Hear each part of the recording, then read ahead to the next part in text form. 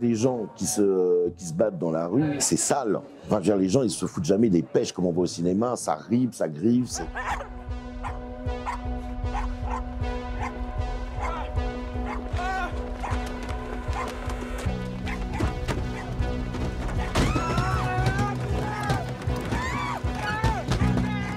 Je suis Stéphane Castan, réalisateur de Vincent doit mourir.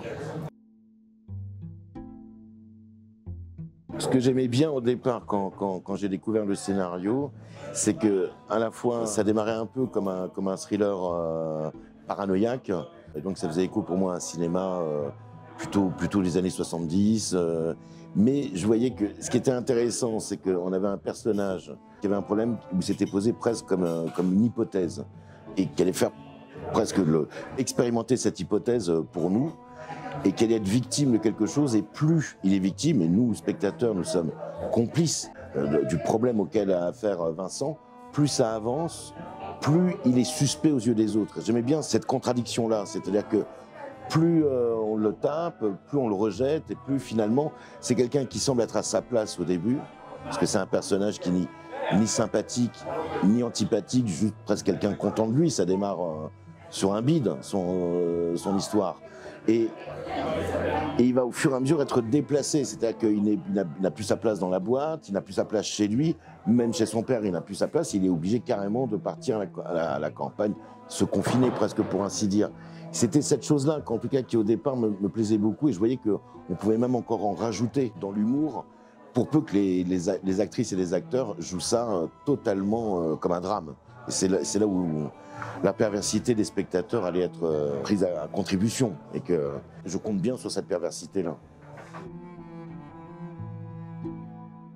Ça se fait en troupe, de toute façon, c'est-à-dire que là-dessus, il fallait à la fois qu'on soit tous très sérieux là-dessus, c'est-à-dire ne jamais jouer la comédie, et ne jamais non plus donner des signes de comédie, quels que soient les langages, que ce soit à l'image, au son, à la musique, et faire confiance aux situations. Et juste à chaque fois, en revanche, ne jamais louper le décalage de ça.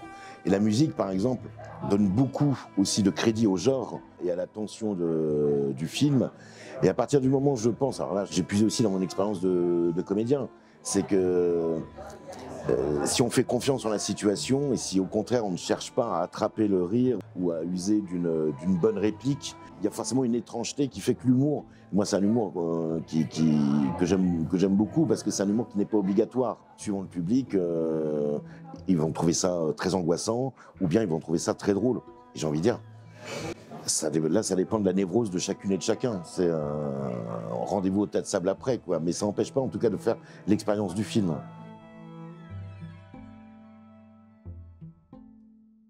L'idée de ce personnage, c'était de partir presque d'une forme de neutralité. L'arrivée de Karim sur le projet, qui arrivait assez en amont, 2 ans même avant que nous le tournions, faisait que forcément on pouvait reprendre sur l'écriture à partir de lui. Et moi j'aime bien travailler comme ça aussi avec les acteurs, c'est-à-dire qu'à un moment donné, entre la personne et le personnage, il y a une forme de zone grise où ça se confonde. Je ne dis pas que Vincent est Karim, pas du tout, mais de faire avec lui, c'est-à-dire de faire avec les forces et les faiblesses aussi d'un acteur, de faire avec ses maladresses, de faire avec son humanité.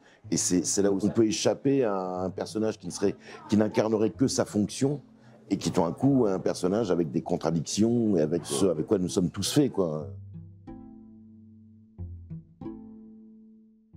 Sur la question de la violence, c'était vraiment, moi c'était un peu ce qui à la fois m'excitait et me terrifiait sur ce projet, parce que moi a priori beaucoup de scènes de baston au cinéma m'emmerdent totalement, et je trouve en plus que on en a beaucoup parlé avec à la fois Manu Lanzi qui réglait les combats, et aussi avec Manu Lacoste, le chef opérateur. Il y avait une chose, pour moi, il y avait en tout cas 2 impératifs. D'une part, il fallait que la violence ne soit pas fun. Je trouve que depuis une 30aine d'années à peu près, on a une tendance à représenter la violence de façon très fun. Ça va être très chorégraphique, très virtuose. Parfois, c'est extrêmement jubilatoire à voir, mais ça rend la violence totalement inoffensive. Donc il y avait déjà cette chose-là, il ne fallait surtout pas qu'on aille là. Et l'autre chose, il fallait au contraire que ça soit sale. Parce que quand on voit des gens qui se battent dans la rue, c'est sale. Enfin, je veux dire, les gens, ils se foutent jamais des pêches comme on voit au cinéma. Ça ripe, ça griffe, c'est maladroit, c'est dégueulasse. Et puis, ce sont des corps qui ne sont pas faits pour se battre. On a des enfants, on a une dame dans une voiture, on a un facteur, on a des corps très ordinaires qui, tout d'un coup, se mettent à se battre. Donc, il fallait au contraire que ça soit quelque chose de travaillé, bien sûr, mais avec une vraie forme de réalisme et avec l'efficacité ne devait pas être sur une chorégraphie trop sophistiquée, mais au contraire, sur ce qui allait être spectaculaire, c'est l'accumulation et le point d'orgue qui est le combat dans la fosse septique. Où là, c'est un combat qui est sale dans tous les sens du terme. Sur l'aspect, en tout cas, la contamination, moi, c'est une chose qui me semblait importante.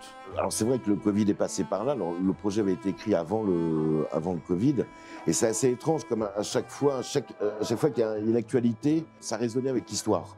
Que ce soit le Covid, que ce soit après même la guerre en Ukraine, que ce soit des violences policières. À chaque fois, il y a quelque chose qui frotte. Et j'aimais bien l'idée de la radio comme une forme de réalisme, et où forcément, dès qu'il y a des signes de violence, dès qu'il y a des signes d'une agitation, de toute façon, on va toujours avoir ces commentateurs qui vont dire que c'est de la faute d'un tel, que c'est de la faute de tel groupe, et qui ne vont jamais finalement observer leur propre violence, et même leur propre violence verbale, pour ainsi dire. Donc c'est quelque chose où je sentais qu'il fallait que ça vienne par l'extérieur, que nous on connectait avec le corps de Vincent, et qui allait se rejoindre à la fin quand ils veulent fuir et que tout d'un coup, on a véritablement le spectacle d'une violence générale.